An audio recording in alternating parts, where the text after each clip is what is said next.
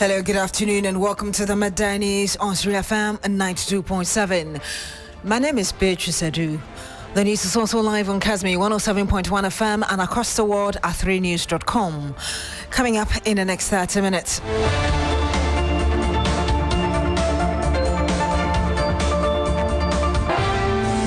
This afternoon, coalition of unpaid, newly posted teachers take to the streets over 13 months' salary delays.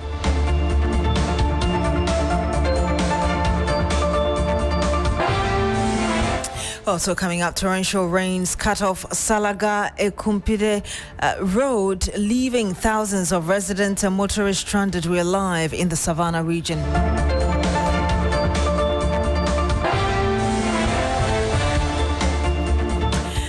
As today marks an official end to the U.S. African Growth and Opportunity Act, AGWA, we find out how businesses are repositioning themselves to explore other markets.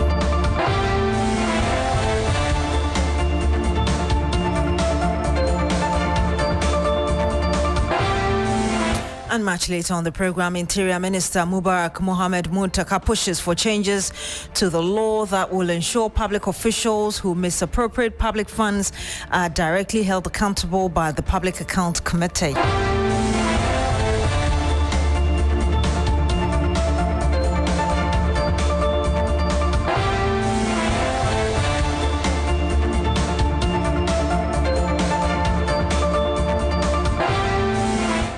Thank you very much for joining us this afternoon. Now, today, the September 30th, 2025 marks the official end of the African Growth and Opportunity Act, known as AGWA.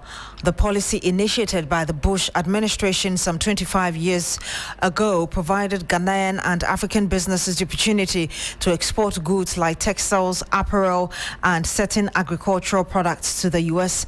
market tariff-free. However, President Donald Trump, in far-reaching tariff review this year, withdrew all AGWA privileges, effectively nullifying the benefits African countries enjoyed.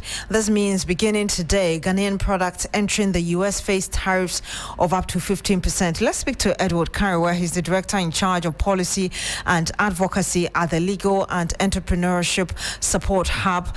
Good afternoon to you, sir. Thank you so much for joining us. Hello, Mr. Kariwa, can you hear us? We'll have to call. Yes, good afternoon. Excellent. Thank you so much for joining us. Yeah. Let me first find out from you how the end of AGWA affects Ghanaian jobs and businesses in the short term. Well, any policy that takes away an opportunity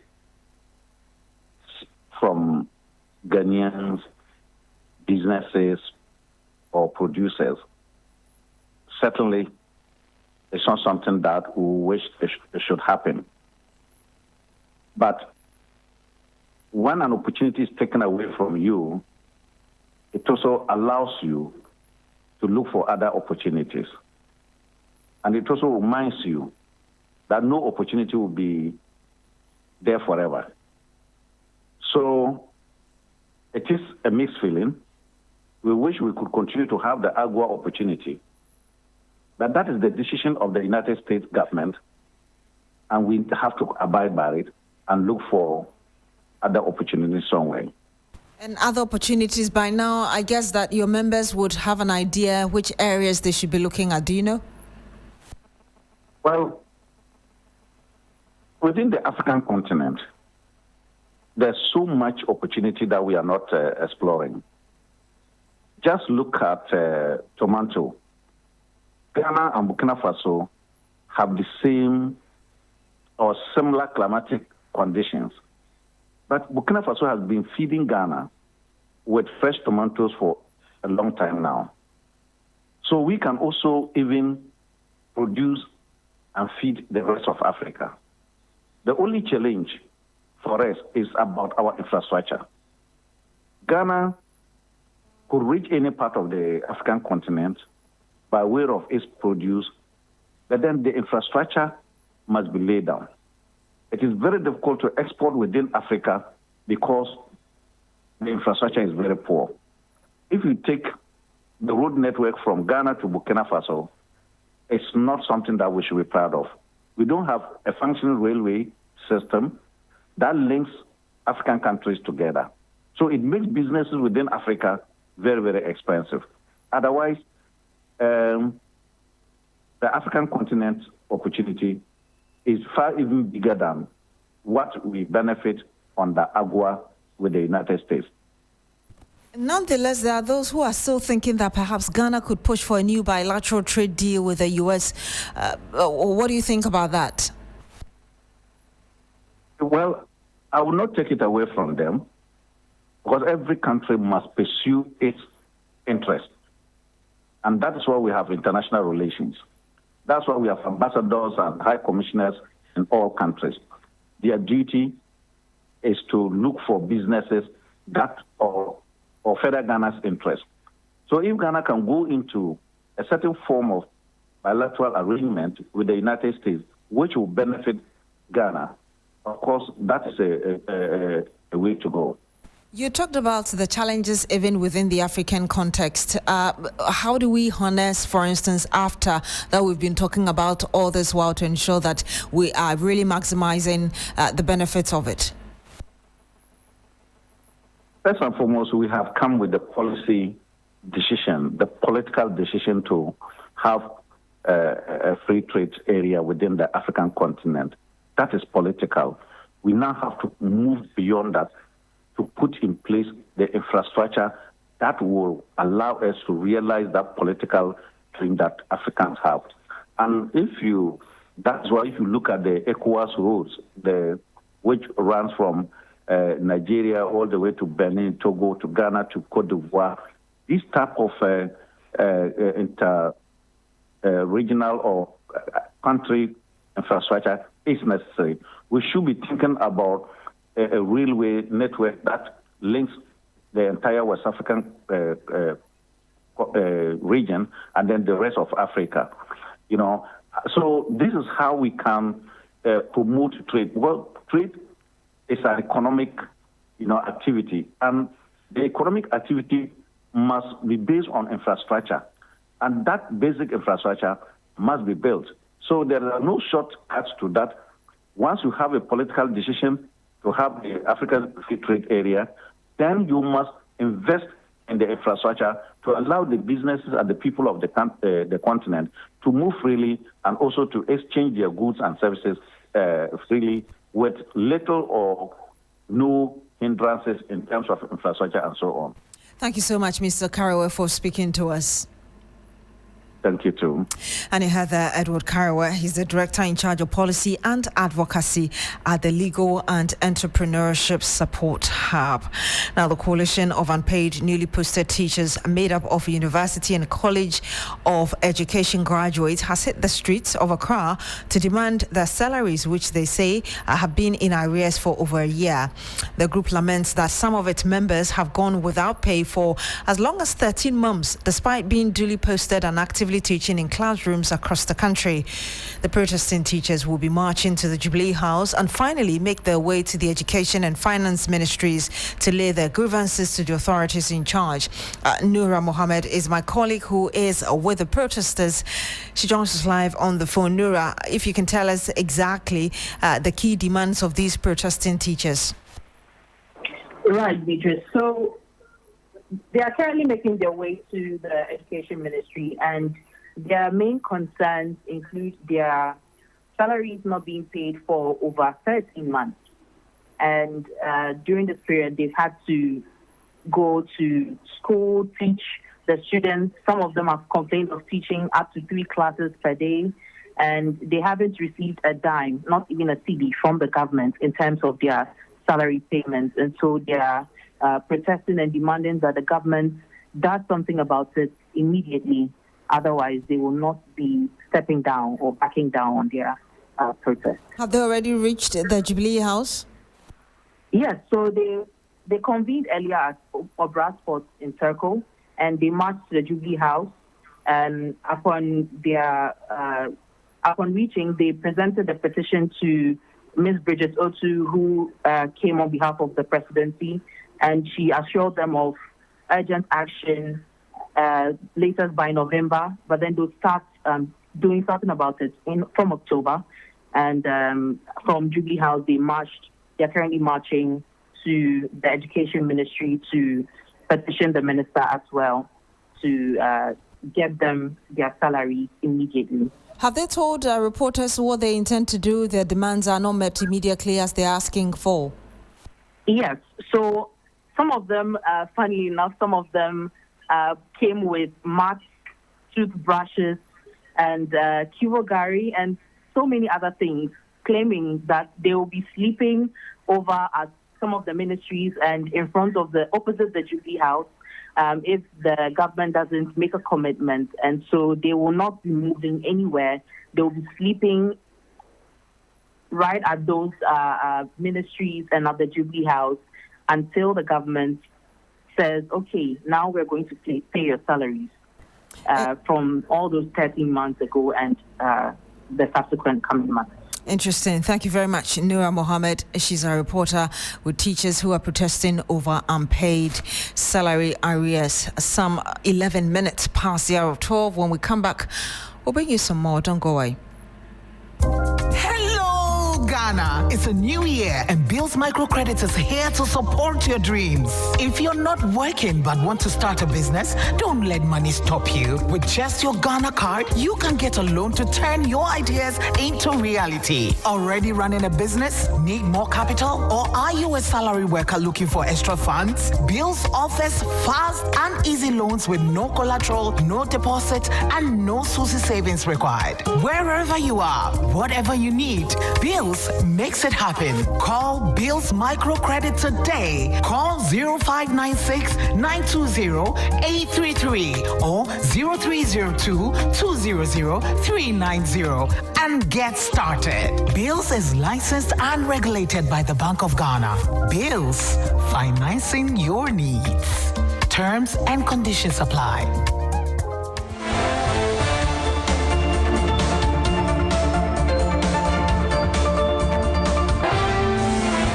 And you're still here on the Midday News on 3FM 92.7. Now, the Salaga Ekumdipe Pandai Road has been cut off following days of torrential rainfall.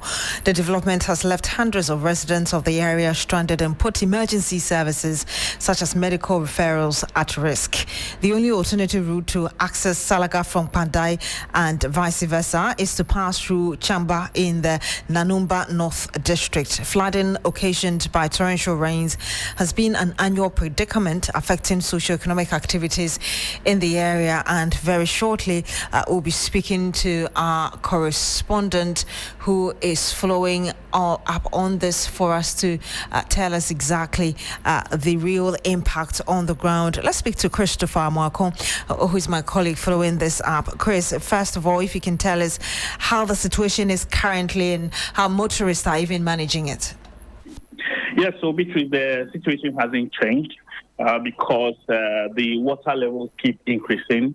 According to the Federal Roads authorities, they will have to wait for the water level to recede before they can take any action. So for now, the motorists will have to bear the brunt of using other alternative means.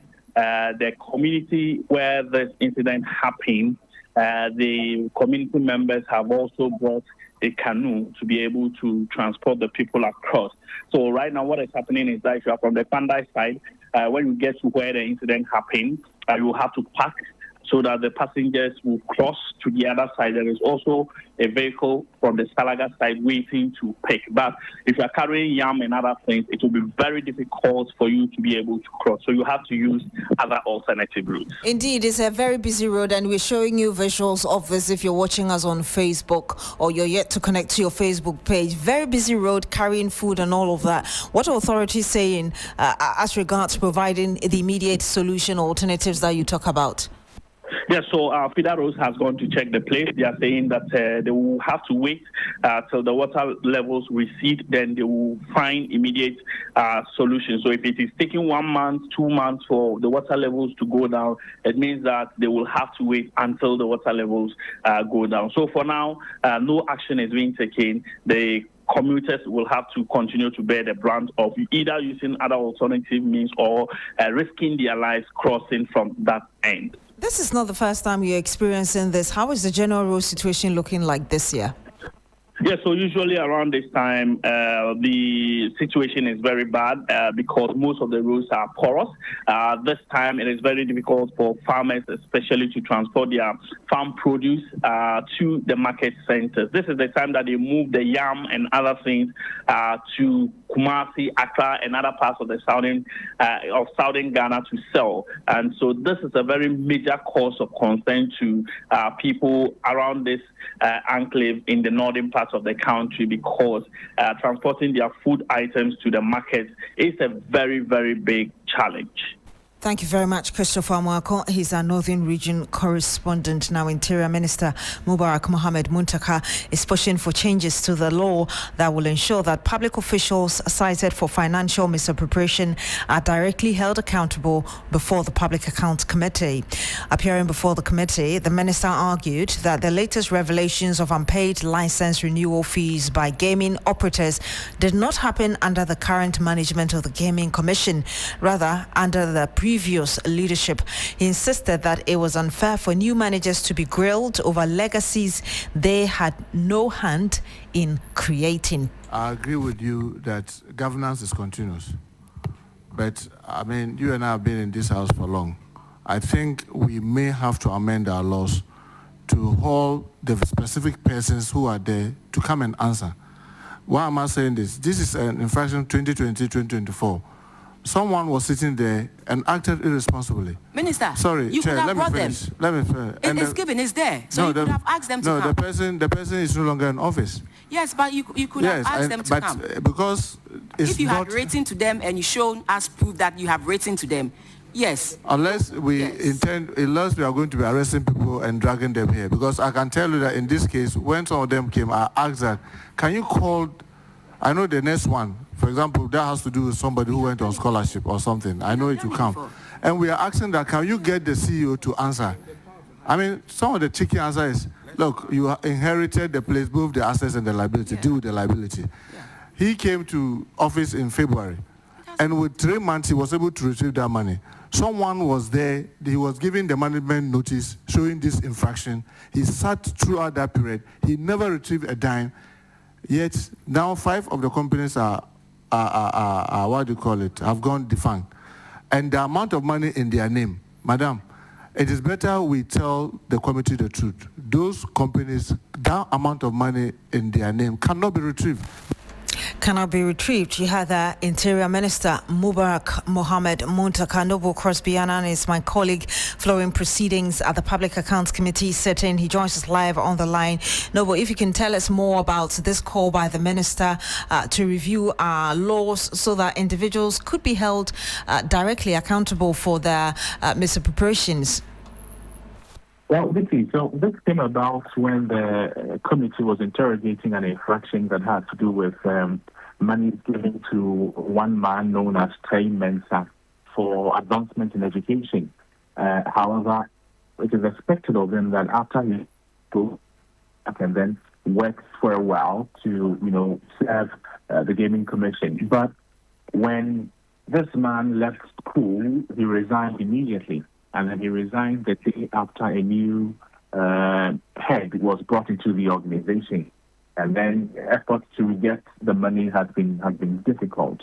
Then it was traced to guarantors and who was charged when this education that tenants are put in for education and for the benefit of their financial support was also interrogated. That's when the minister mentioned it is advisable, or he's suggesting that amendments be made to make people who supersede or who oversee these infractions to come and answer. Because according to him, this did not happen during his tenure. This happened years ago, even before he was minister. So it is advisable that the people who oversee these infractions come and then respond to the concerns that the committee would raise. For the chair of the committee, she's saying that, there's that avenue.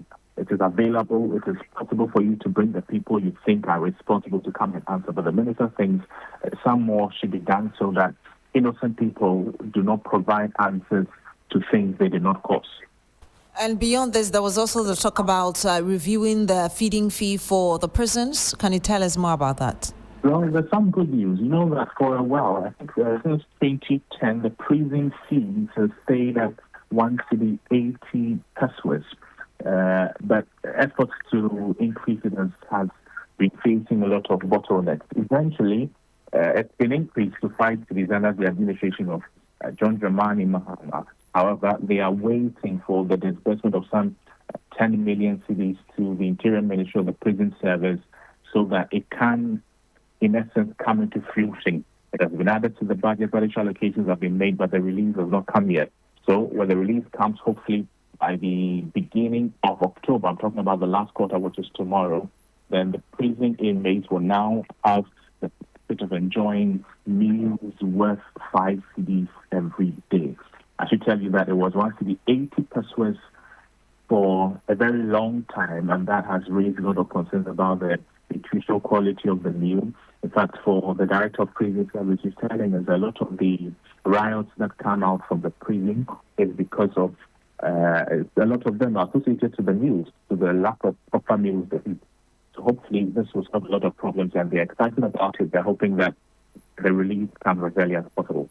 Thank you very much, Noble Crosby and my colleague there, bringing us update on that program, as in the Public Accounts Committee and the details coming up. Now, the 22nd Biennial Conference of the University Teachers Association of Ghana, UTAG, is underway this afternoon in the Eastern region with renewed calls for the judicious exploration of artificial intelligence in higher education.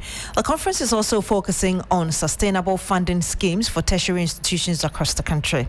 Stanley Niblo joins us live now from the meeting at Peduase, where UTAG delegates are taking crucial decisions in the interest of both the association and tertiary education in general. Stanley, if you can tell us more about this conference. So, Beatrice, this afternoon, a couple of minutes ago, the opening session of the UTAG 22nd Biennial Conference came to a close with the Education Minister Haruna Idrisu passing through. So this is a collection or a meeting of delegates, UTAG delegates across the country. They were selected from their representative institutions across the country, and they are here to converge to take decisions in the interest, like you mentioned, in the interest of the members and then the education, higher education at large. So key of the issues that actually has been topical for discussion has to do with the incorporation of AI into academic learning, especially teachers being trained to explore the use of AI to make their work easier, because speakers who showed up to probably talk or give talks at the conference were of the view that AI should be viewed as a tool that has been emerged to address concerns of teachers and also to build the capacity of lecturers so that they can deliver. Because going forward, 4 years from now, they believe that AI is going to take over the teaching profession and the space. And so it's about time lecturers and teachers must also be taken through such education so that they can judiciously incorporate AI in their academics, especially tuition.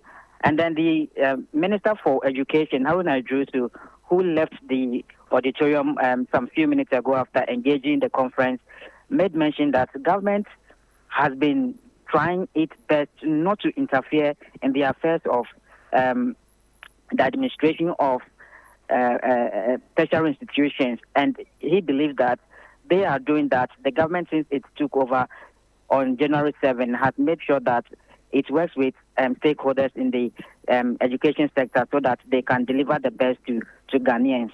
But this assertion did not go down with some of the delegates, because they feel that already there are two instances that the government has interfered through GTEC. Government has interfered in the administration of tertiary institutions. So they are not actually buying into what the Education Minister said. And then the minister also going deeper into his conversation or engagement with the lecturers or the UTAG members, also made mention that some 93 vacancies currently exist in the universities and then Ghana Education Service and other learning institutions in the country. And so such 93,000 vacancies, government is doing its best to actually employ some members, if not all, to fill all the vacancies. Allocations are going to be made to at least absorb about half of this number to fill the vacancies that have been created. And also, if you could remember, about some weeks ago, UTAG had actually served notice to embark on a strike because of their research and book allowances that have not been paid. And the minister, again, when addressing the gathering, made mention that a warrant has been issued for the allocation of some 610 million cedis to be paid to teachers as their book and research allowance. This, he said, is an increase from 408 million cedis paid to teachers as book and research allowance during the previous regime. And so these are some of the issues. And he also made mention that touching on AI, which is one of the themes of the conference, he also made mention that lecturers and teachers must endeavor to incorporate AI, like other speakers have also made mention of, that they should train themselves, and then that avenue for learning should be created for lecturers to also train themselves in the space of AI so that they can deliver effectively in the country. Who spoke at the event? So we have Professor Mamudu Akudugu, who is the current president of the association. I spoke to him one-on-one, and he made mention that he touched on Galamsey and the fact that some members are going to, even though he's leaving office today, his tenure is ending today, for which he will be replaced. Or we have a lecturer from the University of Ghana. Her name is Professor Vera Fiado. She's going to take over from Professor Mamadou Akudugu as the UTAG national president. And he also made mention that AI is key, and because it is going to change the space of education, they feel that they must keep their members in line so that they can also learn about AI to deliver effectively on their mandate. We can take a listen to what he's been telling me.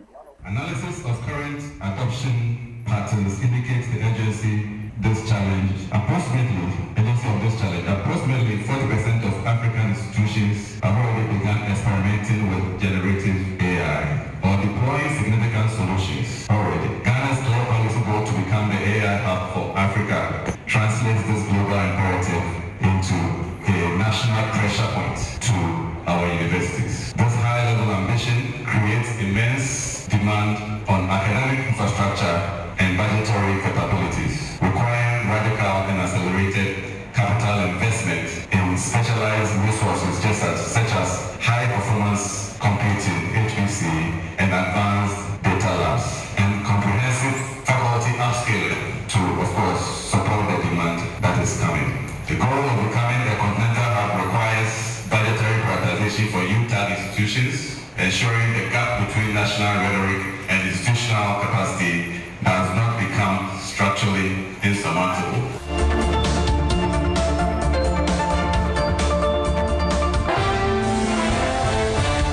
And you had there Professor Mahamudu Akudugu, president of the University Teachers Association of Ghana.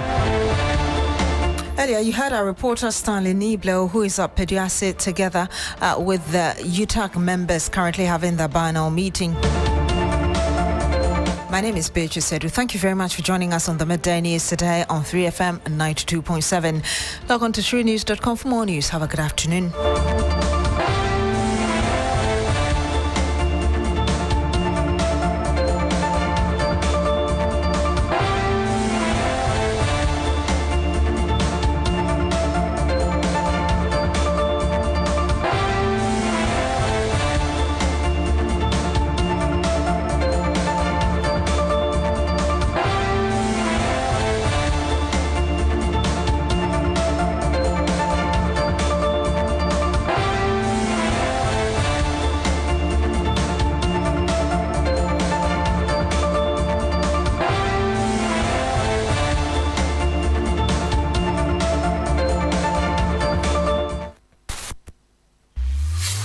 3 FM. Follow us on social media. Twitter at 3FM927. Facebook at 3FM927. And also on 3news.com.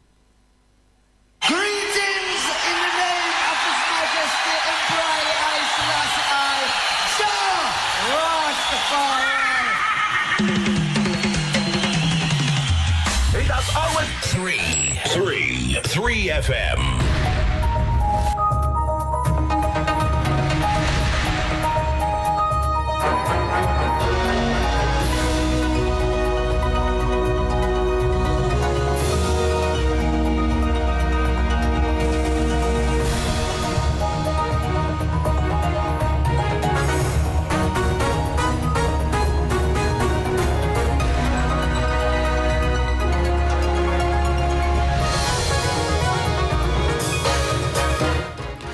And hello there, good afternoon and welcome to Business Daily here on 3FM 92.7 with me, Michael Obudu. Coming up, economists urges Ghana to look beyond the US as AGUA expires today. And the government introduces minimum farm gate prices for maize, rice and garri to stabilize the market. Plus, manufacturers urge to comply with tax stamp requirement for beverages. Products, they take the stamps, and as they manufacture, they put the stamps on them before the goods go to the market. I am Michael Obudu. Details of these and many other stories coming up shortly. Please don't go anywhere.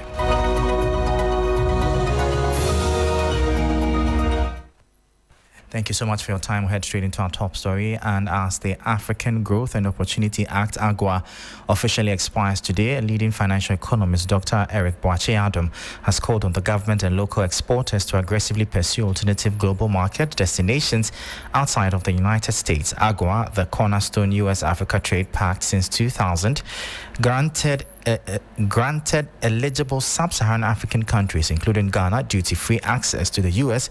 for the thousands of products. Its lapse in September 30, 2025 marks the end of a 25-year preferential trade window. Dr. Beatrice Adu's call for market diversification comes amid uncertainty of a potential last-minute extension by the U.S. Congress, urging Ghana to pivot quickly to safeguard its export sector.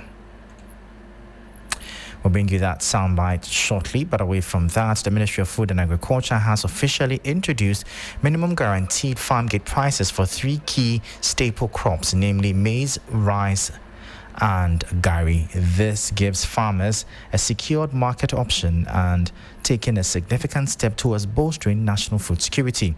The new structure, announced in a statement from the ministry's public relations office, allows farmers to sell their stock directly to the National Food Buffer Stock Company at fixed, non-negotiable rates. There is more in this report. Under the approved prices, a 100-kilogram bag of maize will be purchased at 450 cedis, translating to 4.50 cedis per kilogram. For rice, a 50-kilogram bag is fixed at 625 cedis or 12.50 cedis per kilogram. Additionally, a 34-kilogram bag of garri has a guaranteed price of 340 cedis, equivalent to 10 cedis per kilogram. These rates were approved by the Producer Price Determination Committee during its annual meeting held between September 11 and 12 following its formation earlier this month. The guaranteed prices are intended to tackle the recurring problem of unsold surplus grains, ensure fair earnings for farmers, and bring much-needed stability to the entire agricultural value chain. Farmers have been strongly advised not to sell their produce below the announced prices. Any farmer experiencing difficulties with buyers who attempt to purchase below the guaranteed prices should sell their stock directly to National Food Buffer Stock Company, where they will be assured of the approved price. The measures are expected to protect farmer livelihoods, safeguard the grain market from volatility, and strengthen national food security reserves. The initiative is closely tied to the broader efforts to revive the National Food Security Reserve. This development follows President John Mahama's earlier announcement this year of a government plan to allocate 100 million cedis to NAFCO to revitalize the National Food Security Reserve, which has reportedly been empty for several years. And that was a 3 Business News Desk report. To take you back to our earlier story where Dr. Eric Beatrice Adu is urging Ghana to look beyond the U.S. as AGOA expires today. And we all know that Trump is trying to tighten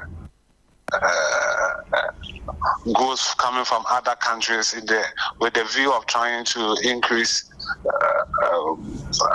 local productivity in the U.S.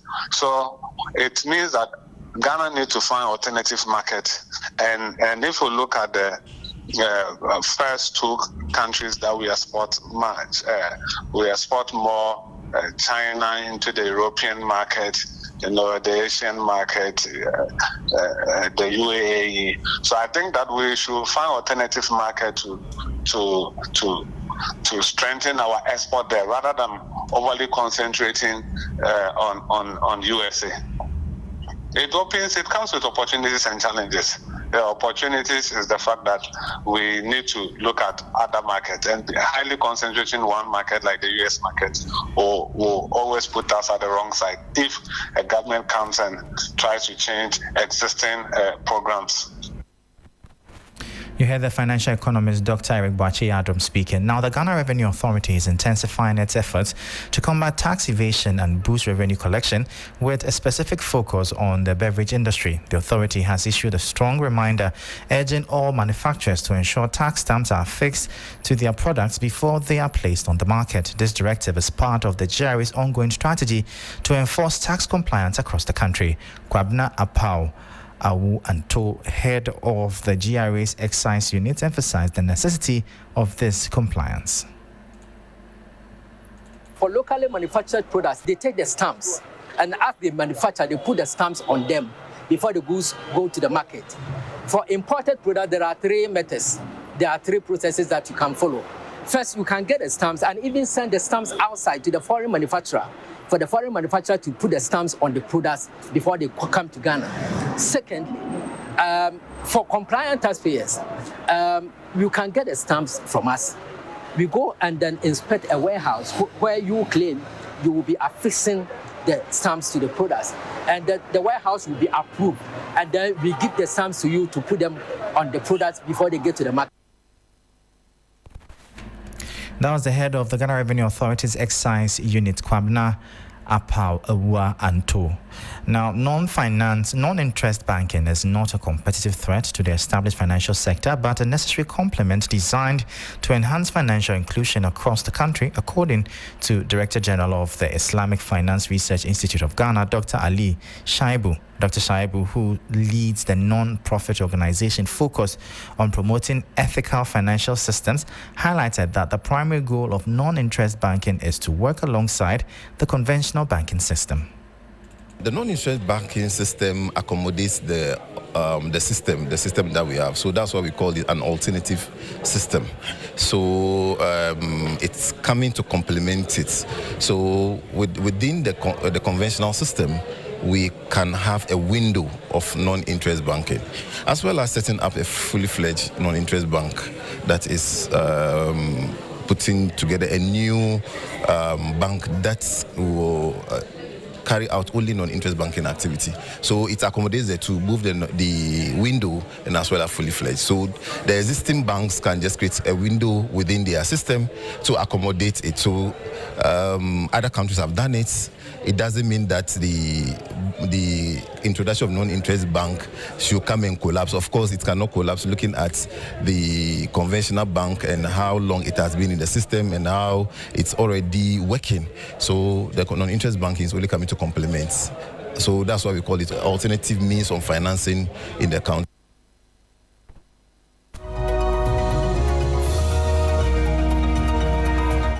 So that was the Director General of the Islamic Finance Research Institute of Ghana, Dr. Ali Shaibu, bringing an end to Business Daily here on 3FM 92.7. For more business stories, please visit our website as 3news.com/business. I am Michael Obudu. Thank you for listening. As always, please stay safe.